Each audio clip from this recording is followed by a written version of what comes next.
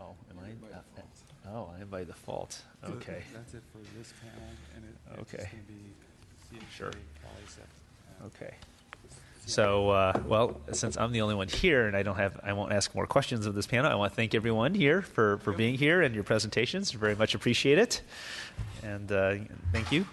And now we'll bring up panel number 2, which is our healthcare agencies and associations. So that's from the California Hospital Association, Debbie Rogers, Vice President, the California Chapter at American College of Emergency Physicians, Amy Mullen, Emergency Physician at UC Davis, my old institution. Then also representatives from the California Nurses Association, the California Ambulance Association. So we'll just go ahead and take in that order. We'll start with the California Hospital Association. All right. Do we have the other two folks? Nurse Association? There we go. Okay. Is the Ambulance Association here? Okay. Well, we'll go ahead and start with the Hospital Association. Welcome, and thank you for being here. Thank you, Mr. Chair and members. My name is Debbie Rogers. I'm representing the California Hospital Association. By way of background, I'm a longtime emergency department nurse who's faced some of these disasters in my career. I wanted to start by talking a little bit about the state of emergency departments right now today, because as we know and as we heard earlier this morning, it takes a while for mutual aid to come to the hospitals. The emergency departments are always open. As we all know, they provide care for a variety of problems, and really I look at the emergency department sometimes is the only place to meet the unmet needs of an entire community. What we're seeing right now in our emergency departments is patients who lack access to mental health services, to primary care, and especially Medi-Cal patients. I know that there was just a discussion about an increase or non-increase of Medi-Cal patients since the enactment of the ACA. I'm looking at some OSHPD numbers that look that the Medi-Cal population looks to have gone up in emergency departments in 2014, and at the same time the uninsured population has gone down. And it looks as though the emergency department visits in general have remained about steady.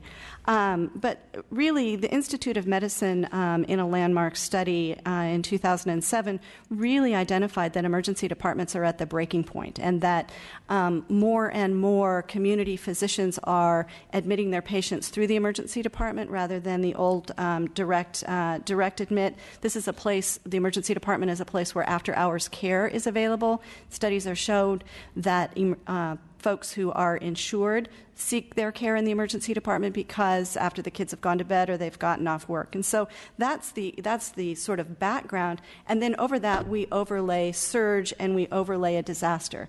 As we all know, disasters come in every shape and form possible, from earthquakes, infectious disease, and the like. But what we also see in those disasters is that the hospitals sometimes are the only place that still have the lights on, and we certainly saw that clearly in Katrina. When there is a disaster or a huge surge in this case, and identify with Deputy Director Finelli's comments that we haven't had that level since 1906. So when we talk about the earthquake experience and the different experiences that we've had, we haven't experienced it at that level in a long, long time. It's really not business as usual.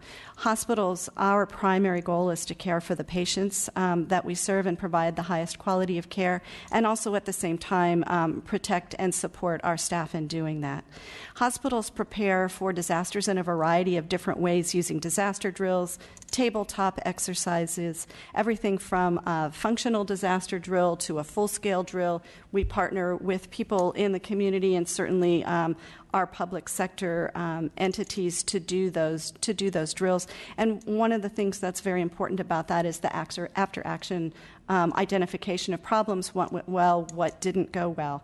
And so hospitals also work closely with local public health in the identification of infectious disease, and certainly newly infectious disease, where hospitals will contact local public health, who then contact the State Department of Public Health, and eventually the CDC often gets brought into that.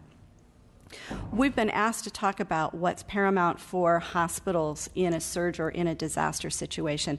And first and foremost is communication, both from the state level, the local level, and the federal entities. And it's a two-way communication because the entities want to understand from the hospital what kind of capacity the hospital has. The hospital, in turn, also needs to understand what kind of assets might be available to that hospital and also what might the scope and the variety of the disaster actually be.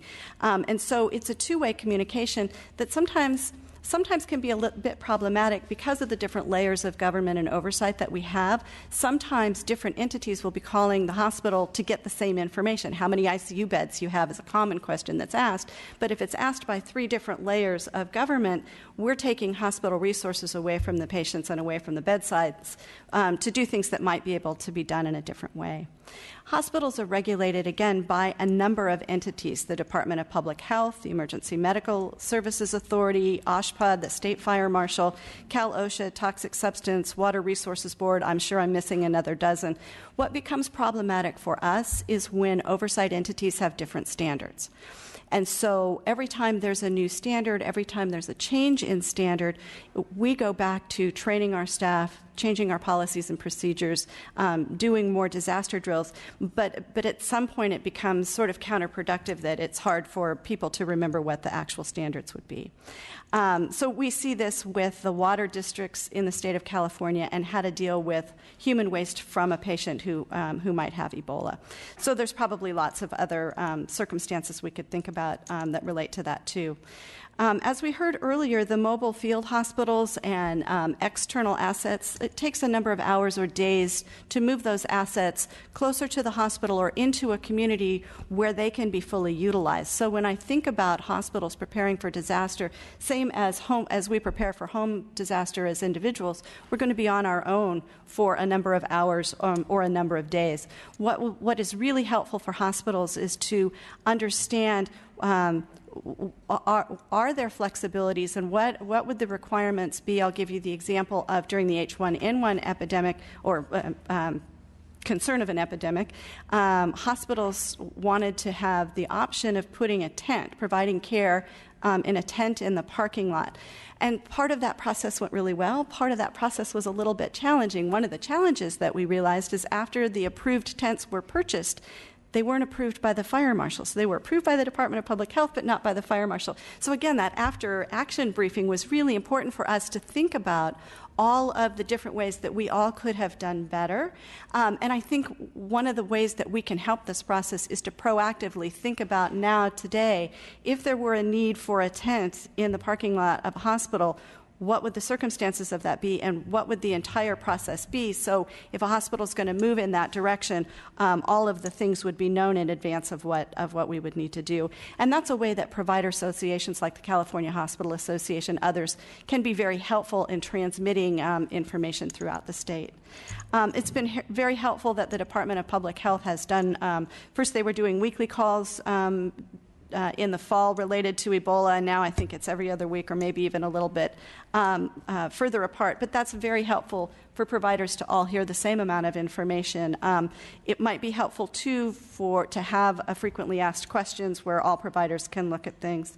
After action reports, we talked about alternative ways to meet the compliance standard. As you spoke earlier, sometimes the supply chain is not there for hospitals to meet that standard. And so that's a very real problem that needs to be addressed and sometimes needs some flexibility for hospitals. The crisis care guidelines that Susan Finelli spoke about will be very helpful when we can get that to that. And the volunteer healthcare worker program that IMSA spoke about, I think, is also helpful in light of a disaster. And with that, I'll take a breath and answer questions if there are any. Well, thank you. So I think we'll go ahead and go through the panel first and then see if any questions. I think the irony is probably of all the members on the committee, I probably have the most personal familiarity with hospital surge. But Dr. Mullen. Welcome. Thank you. I'm Amy Moulin, and I'm here representing the California American College of Emergency Physicians. And as an emergency physician, I work at a level 1 trauma center for pediatrics and adults, and we take our role in disaster very seriously. At my hospital, we have monthly drills and a full-scale drill every year. And at that time, always recognize shortcomings in the systems. So I was very disappointed to hear that we have not drilled these mobile healthcare systems, because I can't emphasize the importance of drilling and how important that is. And the other point is our hospital and our drills are completely voluntary. All the staff, the nursing, the emergency physicians, the trauma surgeons, anesthesiologists that participate in the drill are doing so on a voluntary basis. None of those drills are funded. And given that that is such a huge part of what the disaster response will be, I think having local drills is really important. But given all that the preparation that we heard about this morning and the preparation that we do in our hospital, I'm not confident at all that we have the capacity to respond to a disaster, because what I see is the slow-rolling, everyday disaster that is our current healthcare system. So, for example, I worked a shift last night in the emergency department. I walked into my ER, and there were 42 patients in the waiting room, 14 patients waiting in the hallway, 6 patients waiting for ICU beds, 10 patients waiting for regular beds, and 14 patients waiting to go to an inpatient psychiatric hospital. That is predictable. It was a Tuesday after a holiday weekend, and we know that that is a disaster. And so at what point do these resources that we have stockpiled, when I can't deal with a Tuesday after a holiday weekend? The only people I could get out of the waiting room last night were critically ill and went to the ICU or were rushed to surgery. And so at what point do we say that that is a disaster? And as we plan for disaster and look at our current capacity, when I'm already functioning at what I see as a disaster level, how could I meet the needs of a surge? And I think one of the important things to think about is the aspect of our mental health patients. So I could work with my hospital in the times of a surge to get the ICU patients upstairs, to get the medicine patients upstairs, but the 14 patients who are waiting for an inpatient psychiatric bed, I have no way of getting those patients out of the ER to meet the needs of a surge, because nowhere do we have our inpatient psychiatric hospitals at the table. And specifically, this is a challenge in the ER because those patients I'm unable to treat based on current legislation as the ER physician. I have no authority to treat or make any medical decisions on patients with that need an inpatient psychiatric hospital. So if someone's on an involuntary hold, I have no authority to write a hold or release a hold or have to affect really the movement of that patient. So I think that would be very important in a disaster. The second thing that I think we heard from today was the fact that ER visits for Medi-Cal patients are thought to level out, and I can tell you that is not my experience. Our volume has up 10% over last year, which was up, I think, 8% over the prior year. So we're seeing increasing volumes. We're seeing a higher percentage of Medi-Cal patients, and that is all contributing to this slow-rolling disaster that we're experiencing in California that is going to severely limit our ability to deal with a surge capacity. And I think your point to specialty care is really an important one, because one thing that we see in the emergency department is, for instance, if there is not availability to specialty care in an adequate time frame, those patients do come to the emergency department because that's the only place they can reliably access specialty care. I think that problem is most acute for the managed Medi-Cal plans. So, for instance, I have seen a patient who was enrolled in a managed Medi-Cal plan through a county in Northern California. Was a smaller county, and he sustained a fracture that required an operation. This was a young, healthy kid who could go on to either a functional life or be disabled if this fracture is not managed appropriately in the appropriate time course. He went to his primary care doctor. They referred him to an orthopedic surgeon who did not take that managed Medi-Cal, who was not part of that plan, even though they were listed as part of the plan. There was actually no orthopedic surgeon who was part of that managed Medi-Cal plan in his county. He came down to my hospital, which was not part of his county.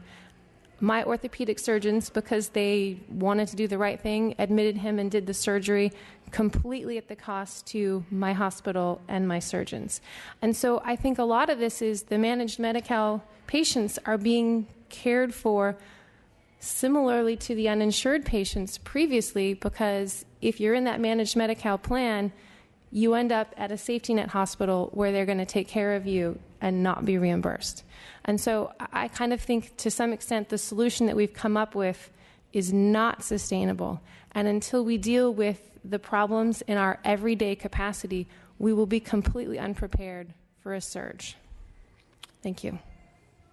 Thank you. And maybe you can log and document those cases. Be helpful. Okay. Roberson from the CNA. Thank you, Mr. Chair.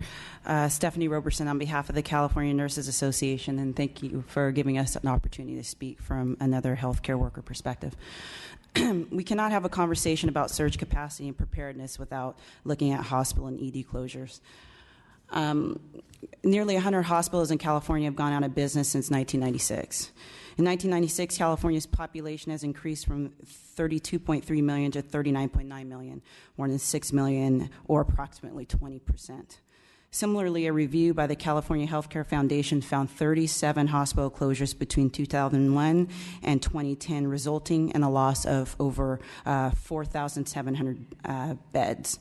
During that period, closures were somewhat offset by the opening of 16 hospitals with 1,500 beds. A recent study published in Health Affairs on the impact of ED closures in California found that between 1999 and 2010, there were 48 ED closures in California, 26 with the parent hospital also closed, and 22 in which it remained hospital while the ED closed.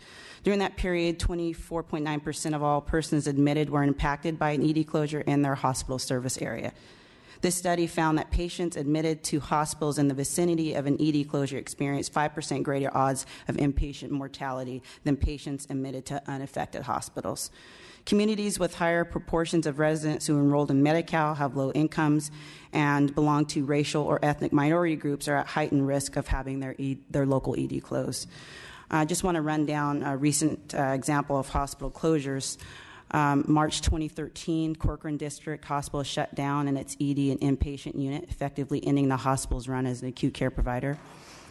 In 2013, Los Angeles-based Pacific Health Corp closed 4 hospitals in California: Anaheim General Hospital, Bellflower Center, Los Angeles Metropolitan Medical Center, and its Hawthorne campus, and the Newport Specialty Hospital. April 2014, Palm Drive Hospital in Sebastopol. In April 2015, Doctors Medical in San Pablo will close.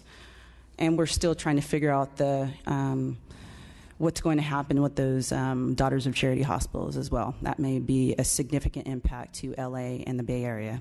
I believe about 6 hospitals.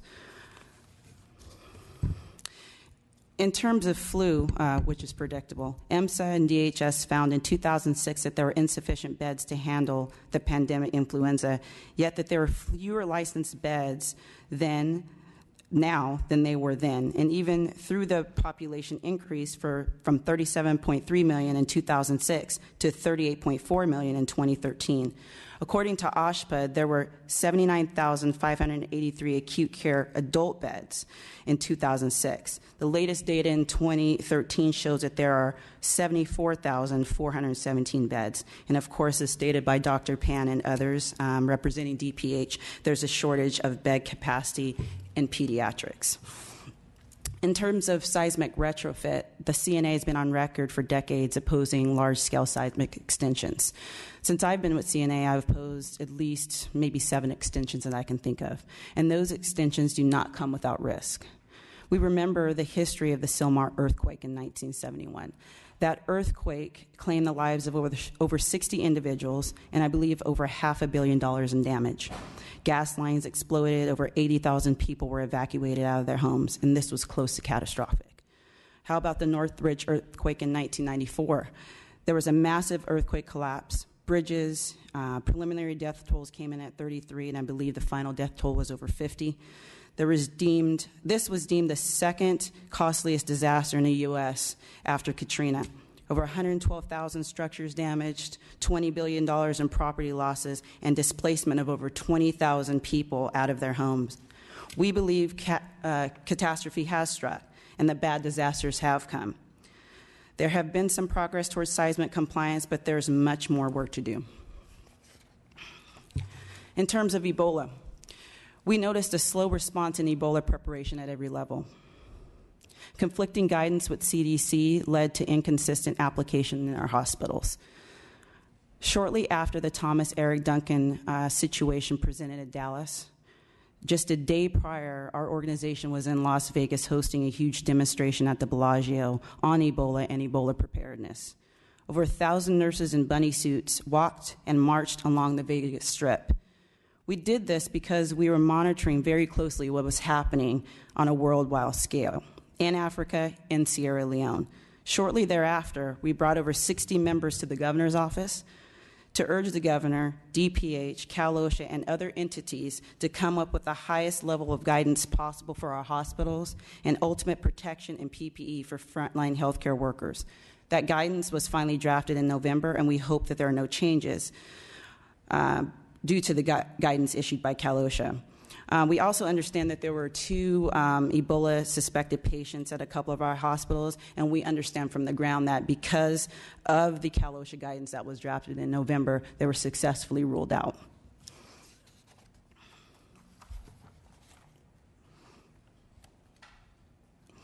We believe that the solution is a robust public health infrastructure. And I just want to share a definition that we found that was quite fitting for today. And it was lifted from a BOE publication of 2012, and I'll leave you with this. What is meant by hospital purpose? Hospital, as it's used in a welfare exemption, has been defined by the California Supreme Court in the following manner.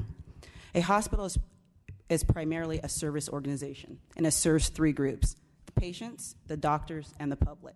It furnishes a place where patients, whether poor or rich, can be treated under ideal conditions. It makes available room, special diet, x-ray, laboratory, surgery, and a multitude of other services and equipment available through the advances of medical science.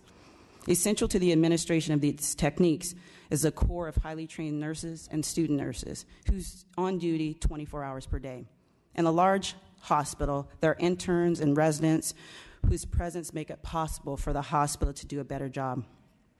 In addition to the hospital must have administration to see that its services function properly and are coordinated. And the patients are received and cared for regardless of the hour or patient condition. Nothing can be left to chance because a slip may mean life or death for many lives. These facilities also stand ready to serve in communities in times of epidemic or disaster. Thank you.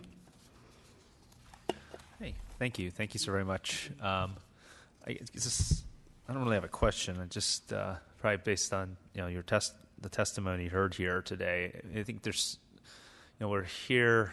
I think the main subject of this hearing was about healthcare surge capacity, but you can't separate the surge from the baseline. And I think we heard that from all of you. And the basic infrastructure.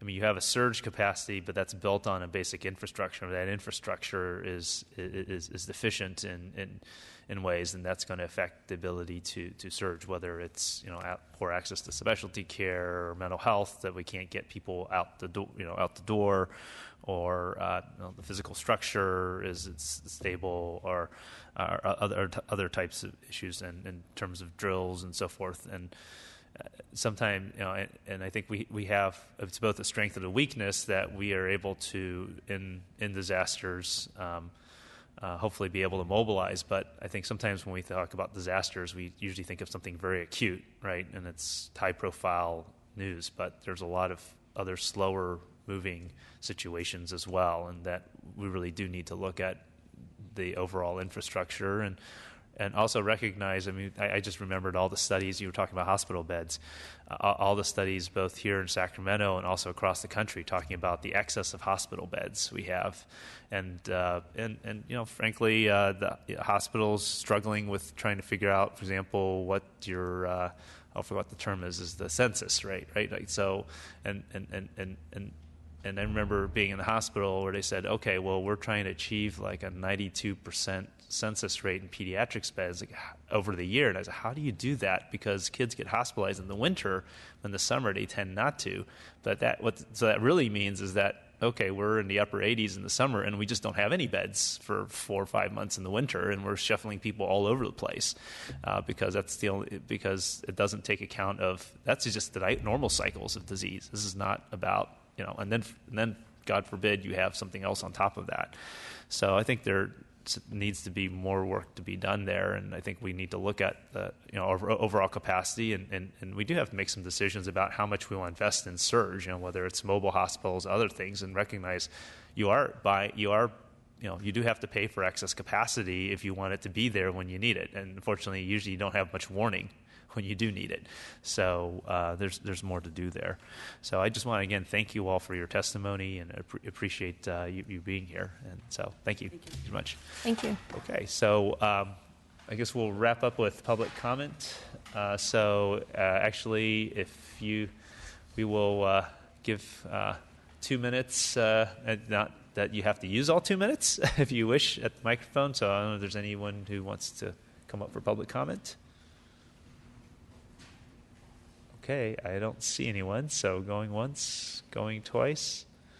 All right. Well, seeing there's no public comment, I just want to again thank everyone who presented, and it was very, very informative, and appreciate the participation. So with that, I guess we will adjourn this committee hearing. Thank you.